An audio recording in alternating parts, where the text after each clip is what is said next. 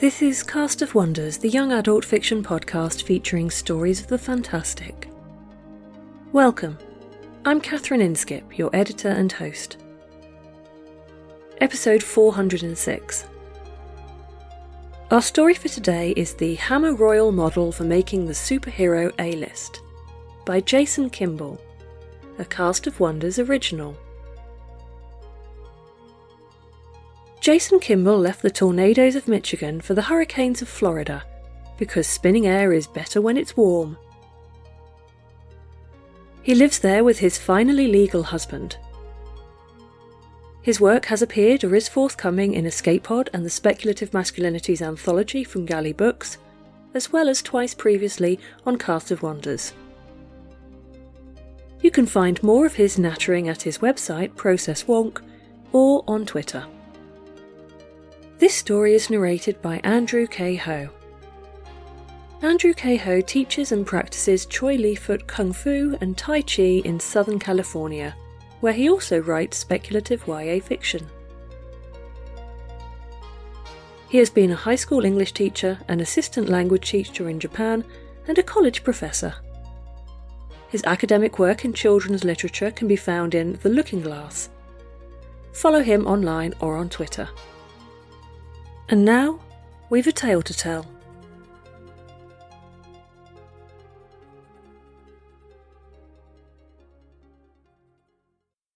The Hammer Royal 10-Step Model for Making the Superhero A-List by Jason Kimball. Narrated by Andrew K. Ho. The Hammer Royal 10-Step Model for Making the Superhero A-List. 1. Have superpowers. Mom and Dad insist I'm too young to consider a career in the hero business, but I'm 17 and I need to prepare. I figure if I pay attention, I can put it all together. I've only got the one piece for the list right now, but I know I'll add more as we go. So, I have powers and that ought to be enough, but I have to be honest. Being immune to Mom's laser constructs and Dad's emotion dampening is too niche to be any good patrolling the streets.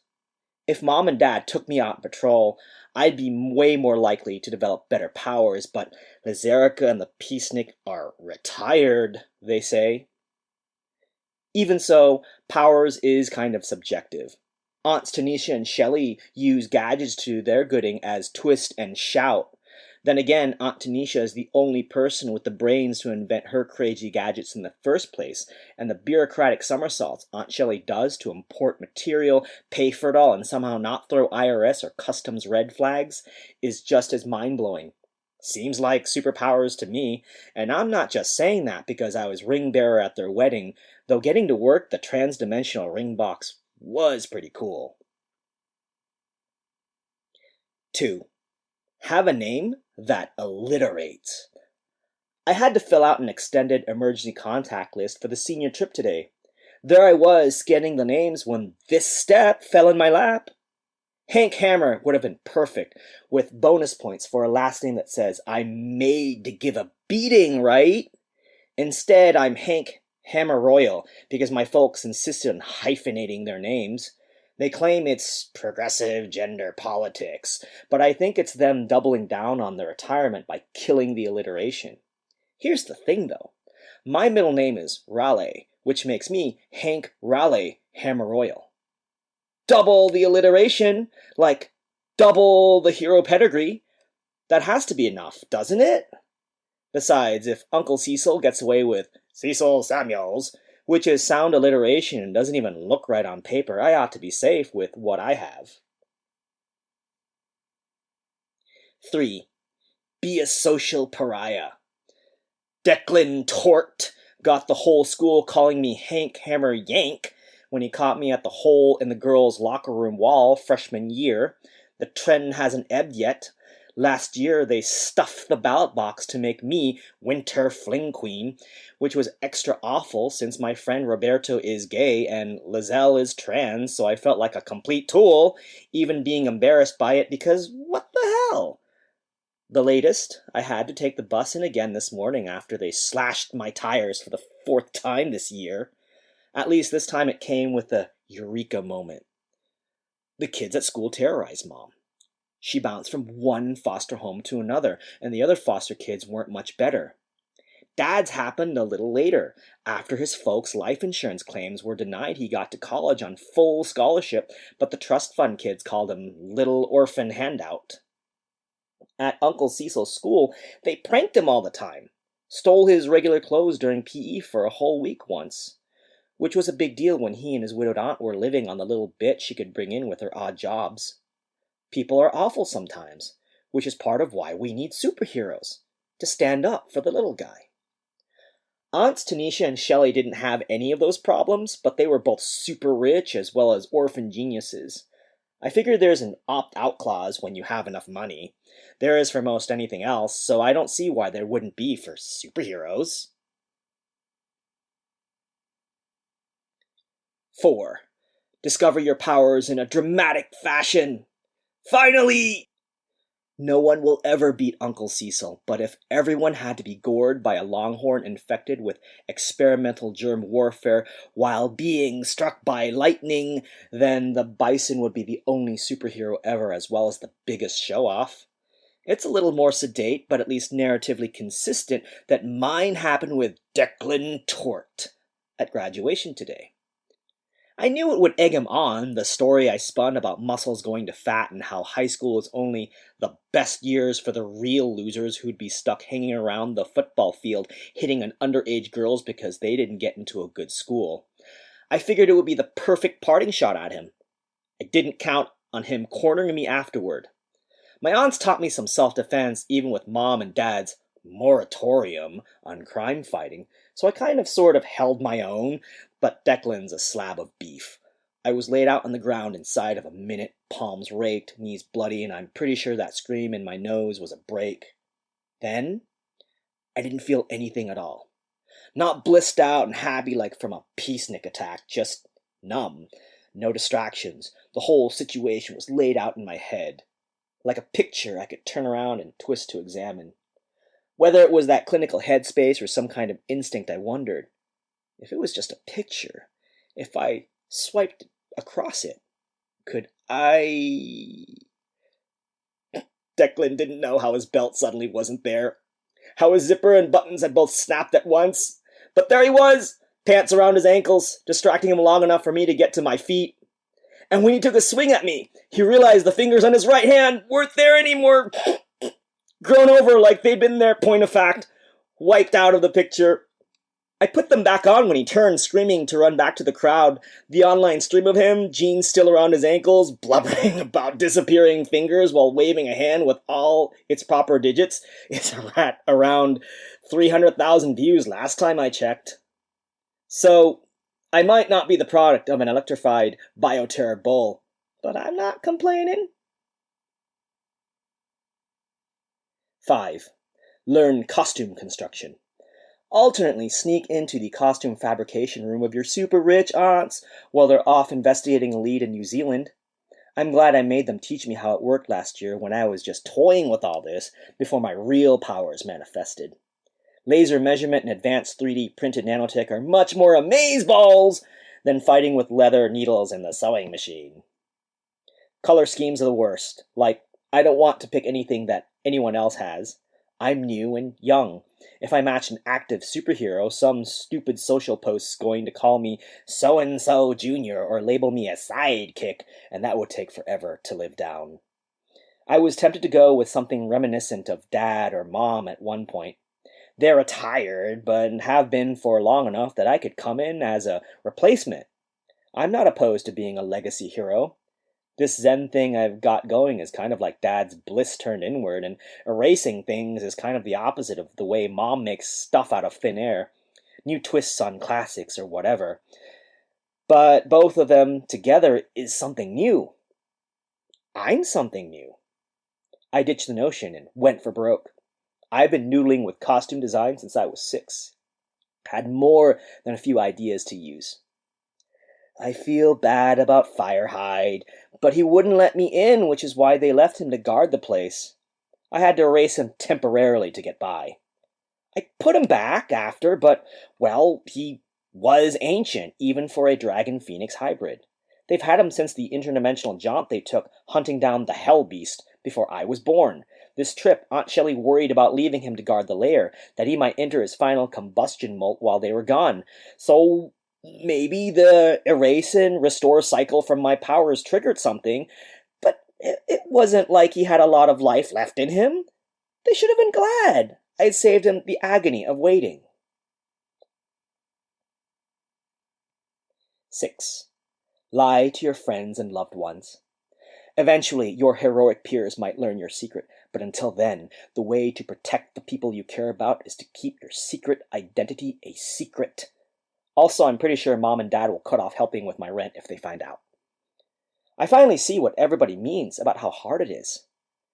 When Mom and Dad asked if I'd heard about Declan Tort's medical complications, it was excruciating to keep my smile from showing. But I nodded my head while they chewed over how awful it must be for his family not knowing how the infection in his right hand started. And then when Uncle Cecil came over to brainstorm with Mom and Aunt Tanisha, they're jabbering on trying to pin down the exact trans-dimensional variable that's breaking down Declan's arm. I'm right there! And I can't brag to the 3 of the biggest brains around. Torture. 7. Make friends with a reporter or police officer. Hedging bets here, I'm doing both. Maybe Roberto is officially an intern, but he's close enough, and his unexpected luck getting pics of me as Wipeout, the city's newest super, has him working the social media account instead of fetching coffee. The world's going new media anyway. Close enough. Lizelle was a bit more difficult, but she's done most of the work herself, plowed through the academy like an ace. And, if the other top applicant took a sudden spill when her front tire disappeared biking a mountain trail, sometimes fate's unkind, right? And she'll get the sympathy card with her next application, after toughing it through physical therapy anyway. Friend in the media, friend on the force. Double check. 8. Make someone else keep your secret. If 2 decades listening to Mom and Dad whine about their past has taught me nothing else, it's that this hero life is a burden. Finding the right confidant is tough. I would have gone for Roberto or Lizelle, but they're already filling the networking slots. If they find out, it has to be from proving their chops in their job. Until then, they're on the lie-to list. Then, Jessalyn Jasper cried on my shoulder at Declan's memorial. I've kind of carried a torch for her forever. When her friends couldn't make it because their fuel line mysteriously disappeared, guess who filled in? She fit there, wrapped up in my arms. I asked her to coffee afterwards, listened to her ramble about her feelings or whatever, and yeah. So that's going to be a thing. I can't tell her right away, but I figure anyone who makes it through watching her boyfriend discorporate over the course of a year has to have the intestinal fortitude to keep the big identity secret, right? 9. Be initially misunderstood by other superheroes. When Twist and Shout first met the Bison, they were convinced he'd gored the mayor. Turned out it was a complete frame job by Changeroo, who was masquerading as the mayor. Closer to home, Liz Erica was on a one-woman mission to take down the Peacenik for robbing people of free will when he came on the scene. Mom, after all, was the only person who could block Dad's powers before she had me. Something about the laser constructs interfering with the wavelength of his Delta manipulator. The specifics aren't important. Just the fight, which was epic! Still one of the highest ranking streams online. And now they're royalty in the hero community, even after getting married and having a kid. I knew this was coming then.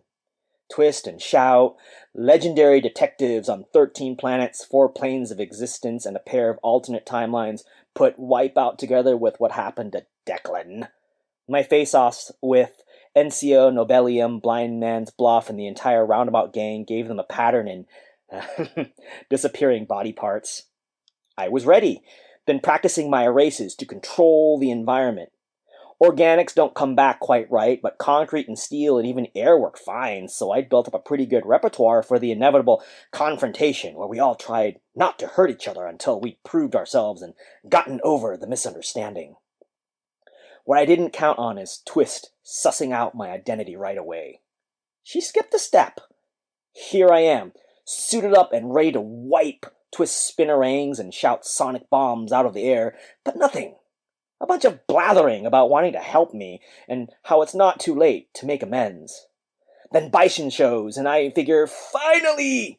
I had been working my acro skills to dodge his power charge forever, only he gloms onto the trend. Starts talking about how they've spoiled me, haven't done me any favors by glorifying this gig of theirs, by talking up the fights and not the consequences.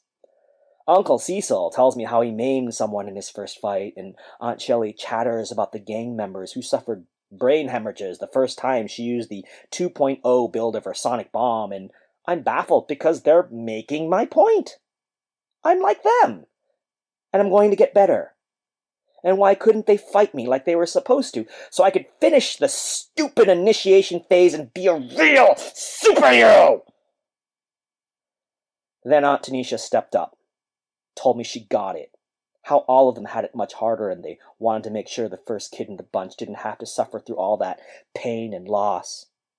She supposed that's what happened when a bunch of orphans got together. But she called Mom and Dad and they were going to fix this. The chartreuse glow of the Lazerica platform bringing Mom and Dad made it all clear for me. I thanked them, told them they were right, joined all 5 of them in the group hug, told them I love them. Even with my inner zen going, it was beautiful, the tableau we made. I held it for one long breath. But it's impossible to miss the pattern when I'm like this. Superheroes can't keep soft-hearted, big family support. This life is about sacrifice. With one long swipe across the picture, I made mine. 10. Be tragically orphaned. Time to save the world. There are a few DVDs on my shelves that I often come back to after a long day when I want to watch something familiar and fun. One of those is Dr. Horrible's sing-along blog, the story of a supervillain with a conscience and a hero entirely without one.